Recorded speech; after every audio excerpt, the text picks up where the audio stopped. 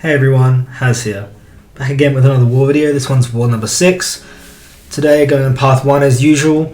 I'm bringing in Kate, Silk, and Tigra. Kate and Silk have become just staples at this point. Every single war, when they're not banned, I'll bring them. And then Tigra is just the third champ here. She's got one fight. So we've got an Absman on the first node here. Nothing really too crazy about Absman. With Silk, he's pretty easy to be honest. He is not tactic, but he's still really easy. Just because Silk's slow helps when you lower the regen rate. So you can always count on her to kind of just stop his regen, kind of keep him under control a bit. The one downside about Zorman is he has super high physical resistance Uru, so that's a problem when you're trying to use your specials with Silk, because all the damage is physical. But you can just push him into Magma or push him out of his form, like I do here, and it's like totally fine. So not really anything for concern, as long as you play it right. So we're going to go for a special 2 here, and you can see that some pretty nice damage there. He's nearly down. Going to be another special 1, and then I think we're just going to finish with a couple of combos, and he goes down here.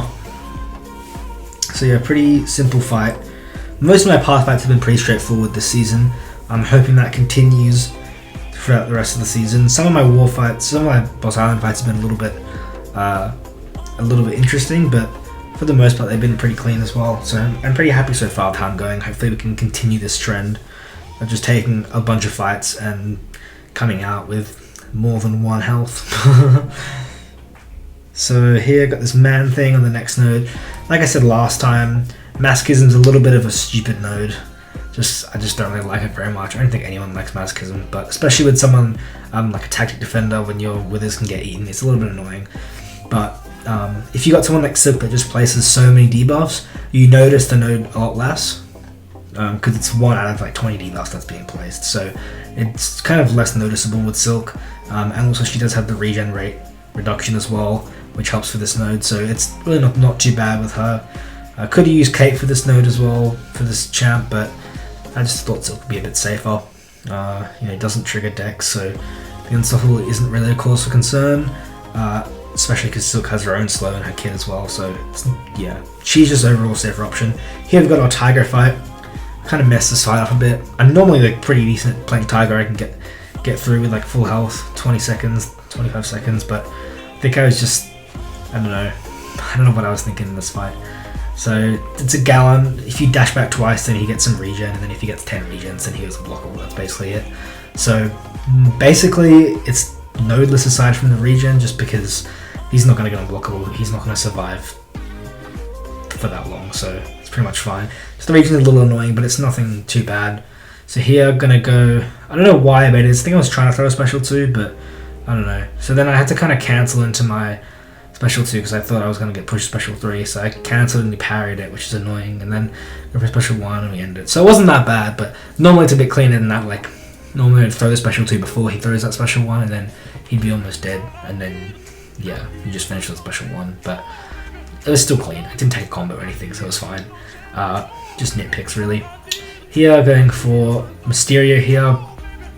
I think there have been a couple of times this season where I've taken this fight on this node, Mysterio, and I kind of debated using Kate or Silk, but now I'm pretty confident using Kate just because I've used her so many times for Mysterio. I think on this specific node, like I said before, Silk would be better because she has the regen rate reduction, but still, but Kate is just, her damage is ridiculous, so you can kind of get by not having any like regen rate reduction, aside from my despair, of course, so that's fine. Kate is just, I'm really enjoying her. I've been using her in Necropolis quite a lot, and yeah, she's phenomenal. She's phenomenal everywhere, but especially in like this longer form content, she's just fantastic in, which I didn't really expect when I first pulled her, to be honest with you, because I didn't see a lot of long form content from her until a couple months after she got released and everyone got their hands on her and started testing with her. So, but knowing that she's good in like so many different health pools is really great, and makes me feel even better that I ranked her up and ascended her. So yeah, I'm loving her. But up next here we've got a Spidey Supreme. Now most people think I'd use Silk because of the regen rate reduction, but actually I'm going to go with Kate here because of the tracking. It really helps against Spidey's astral form, and I always use Kate for Spidey whenever he's in war, just because of that tracking debuff. It's really good utility to have for Kate, and the fact that it triggers on her heavy attack is just really easy access as well. Messed up a special 1 dex, don't really know what I was doing, but it's totally fine. Now I'm just getting him to the corner so we can apply our cold snap and just keep that up for the rest of the fight. Yeah, it seems like a pretty fine fight when you're using Kate, but it can definitely be a bit scary, especially when you have like Titania banned or Cassie banned, you know. But if you're using someone like Kate or another decay attacker that can really easily deal some quick damage, then it's not too bad of a fight because his health pool is quite small. So he goes down pretty easily. Next up, we got our Chavez fight. Chavez is pretty easy with a decay attacker just because of how her dimensions work. They get removed, or the last one gets removed when you apply Wither. So that just means that on every single hit, if you have a decay attacker, you remove her last dimension. So that means she's basically not a threat at all. The only time she's a threat is through her Awakened ability, where she triggers an additional stack of a dimension when throwing a special 2. But that's never really that big of a deal either, because she either doesn't reach special 2, or even when she does, you just got to make sure it's not negative zone, so it's unblockable. But aside from that, it's pretty easy. But most of the time, she's pretty liberal with throwing her special 1s, I find. So yeah, I'd say this fight is fine, and especially on this node, it's not too bad. It's got like a bubble shield and scared stiff and power focus as well, so she's going to be throwing a lot of specials, but at the same time, you know, Silk's damage is pretty ridiculous, so I wasn't worried too much about this fight at all. So baiting the special 1, now going into our own special 2, and this nukes her quite a lot. So she's down to about 25%. Gonna go in with another combo into a relic, and then we're gonna finish off just with a combo. And she goes down. Full health. Throwing a combat regen just because they knew the block damage was going to be, not high, but I was going to take some block damage with the bubble shield mode, and I was fine with that. Next up, we got this Attuma. I've been fighting a lot of Attumas recently, but I mean, he is so easy with decay. You basically just use anyone that can place like a debuff, or you just parry him until he gets enough concussions to ignore the thorns, and it's pretty much fine. I think the only issue with using with a decay attacker versus Attuma is the unstoppable, but you have slow for that, so even then, like, it's not really a big deal. So he does go unstoppable there just because of his base kit. When you evade him, he goes unstoppable, which is chill, doesn't really matter. Now we got our hazard shift EOS up, which is going to be healing us, so I didn't really need a combat regen, but I kind of thought, just in case, let me chuck one on. Took a bit of a combo here because he had true accuracy up, and I didn't realize at the time. Just a little bit of a silly play, but we're still fine.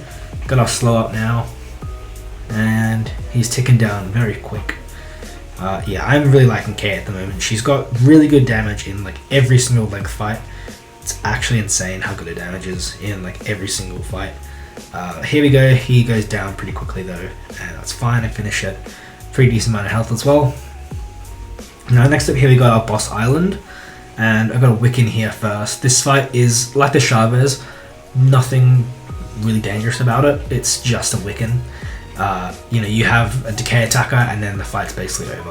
Because Wiccan is not that tough of a defender. The only hard thing about Wiccan is like the neutralize and incinerate, I guess. But if you're using a decay attacker, you can completely ignore that because of the dot reduction, as well as just, generally they're immune to placebo buffs, obviously, so that's not really a problem with Sugar Pill.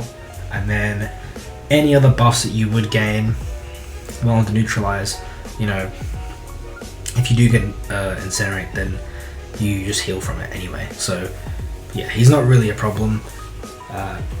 The unstoppable can trigger if you use some champs, and he's kind of annoying when he's unstoppable. But yeah, it's just Wiccan. He has a small health pool, and he has negative physical resistance, so still going to destroy him. Yeah, I do take a bit of a combo, but it's totally fine. And then just going to go in here for our own combo into Heavy. Heavy's a lot of damage, man. Her Heavies smack hard with that Fury. I guess I was a little worried about the Falter. That was maybe the only thing that I was kind of thinking about, but like I said, it's not really dangerous. It's more just like, as long as you're paying attention, it's totally fine. And even if he does smack you while you're faltered, like, it's still not that bad, because you have free willpower hitting the whole fight. So as long as you're paying like sort of some attention to it, it's fine. Here I try to dex it, but I think I just mess up, and the evade saves me, thank god. But I could have taken it on block and it would have been fine. I just kind of want to go for it because I knew the evade was there. And he goes down, full yellow bar. Combat regen helps a bit as well. And now this Dragon Man. I think I was a little worried for this Dragon Man, only because of the node it's on. It's on Polka Dot Power and Stunning Reflection. So it's a little bit difficult. A little bit annoying. But I think with Kate, the fact that her damage is so high just from one Cold Snap really helps her in this fight. And obviously I did boost quite big for these last fights. I don't really know why. We were pretty clearly in the lead. I think I just felt like chucking on big boosts, I guess, seeing some nice damage, so I ended up doing so. And yeah, this fight goes down pretty quick with just a Cold Snap. So yeah, I ended up changing to an advanced power boost so that I could actually place the Cold Snap, because Kate has no damaging debuffs in her kit that allows her to gain power from Polka Dot Power. She just has passives. So like the Cold Snap passive that I'm going to apply here, you know, it's not a debuff, so it doesn't give you any power back. Obviously the Wither's a non-damaging debuff, Tracking's non-damaging debuff, same with Fragility and Tranquilize, and then the Caltrox is passive, so she doesn't really have any damage over time debuffs in her kit, so that just means she's not going to gain any more power, so you got to nail that perfect release. But we do, and he's taking for 3k, over 3k a tick, which is plenty. And he's going down pretty quick. I think this is a rank 2 Dragon Man, if I saw correctly. He had like 300k health or something. He does trigger the Unstoppable here, but it's fine. Just gotta play the stun immune. If you parry, then he's gonna stun you. Now Kate does have that evade, but I didn't want to rely on it. I wanted to just make sure that, you know, whatever I do, I didn't stun just in case. Especially if you throw a special into the stun. So he goes down pretty quickly. That fight ended up being fine. I was a little worried for it just because of the stun immunity and being able to throw one special only. But up next here we got our favourite, a Wong boss. Yeah, Wong's good. He's alright. Just his AI is kind of annoying sometimes.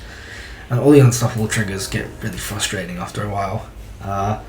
Yeah, I don't know if it's me just sucking at fighting Wong, or if it's like everyone, or if it's just Wong being Wong. I don't know, but I seem to always cop like combos against Wong because the unstoppable. Maybe it's just his AI.